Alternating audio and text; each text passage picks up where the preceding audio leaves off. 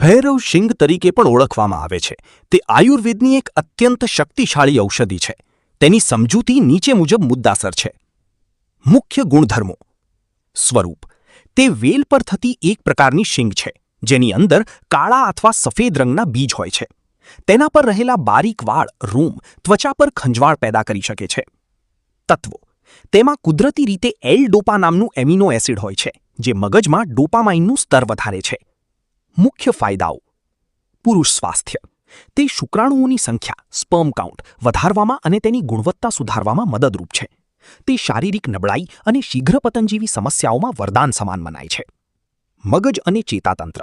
તે મગજની કાર્યક્ષમતા વધારે છે અને પાર્કિન્સન, ધ્રુજારી જેવા રોગોમાં ખૂબ જ ફાયદાકારક સાબિત થાય છે.